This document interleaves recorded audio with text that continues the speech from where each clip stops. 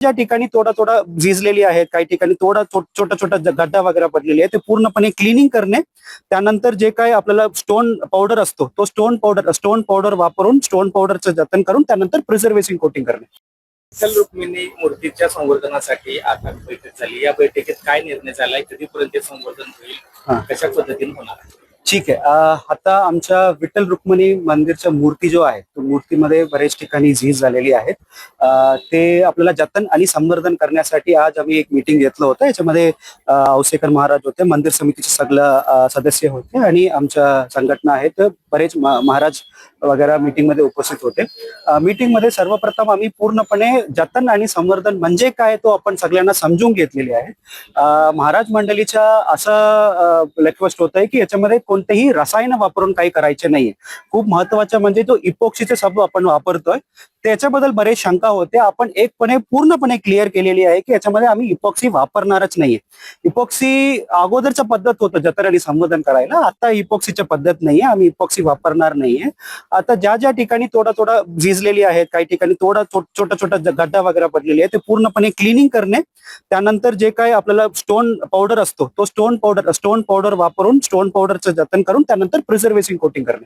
अशा पद्धतीने सगळ्यात देशामध्ये सगळ्यात बेस्ट टेक्नॉलॉजी आता पुरातन विभागामार्फत पद्धत आता आहे, तोच वापरून आम्ही करणार आहोत म्हणून पूर्णपणे आम्ही सर्वप्रथम ऐकून घेतलं.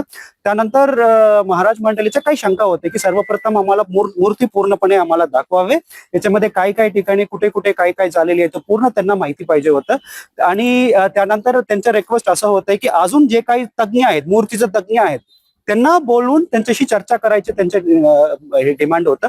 त्याच पद्धतीने आता पुढच्या आठवड्यामध्ये सर्वप्रथम सोमवारी मंगळवारी आता सगळं महाराज मंडळी सोबत आता आपण पूर्ण निरीक्षण करणार आहेत.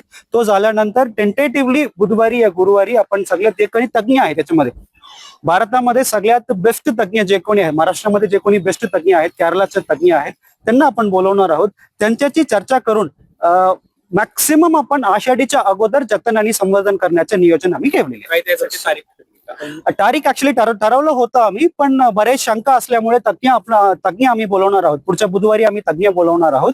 तर तज्ञाला बोलून मॅक्सिमम आमचे प्रयत्न असं असणार की आषाढीच्या अगोदर 3 दिवस बंद करून पूर्णपणे आम्ही जतन आणि संवर्धन करणार आहोत. 3 दिवस दर्शन बंद राहणार. 3 दिवस मुखदर्शन बंद होणार, पददर्शन बंद होणार आहे, मुखदर्शन चालू असणार.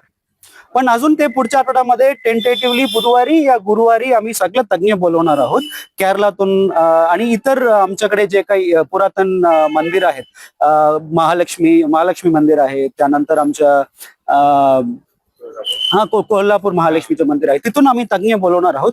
त्यांच्याशी आपण पूर्णपणे आम्ही चर्चा करणार आहोत. पण एक आश्वासन मी सगळ्यांना देतोय की महाराष्ट्रामध्ये सध्या या भारतामध्ये असलेले सगळ्यात बेस्ट तज्ञ आणि बेस्ट टेक्नॉलॉजी, बेस्ट पद्धत वापरून मूर्तीच्या कुठेही याच्यामध्ये म्हणजे बाधित होणार नाही, मूर्तीचं स्वरूप कुठेही बदल होणार नाही, तो खात्री करून आम्ही पुढे जाणार. महाराष्ट्रातील सर्व बातम्यांचे विश्वासार्ह व्यासपीठ. सकाळच्या सर्व सोशल मीडिया प्लॅटफॉर्मला लाईक, फॉलो आणि सबस्क्राईब करा.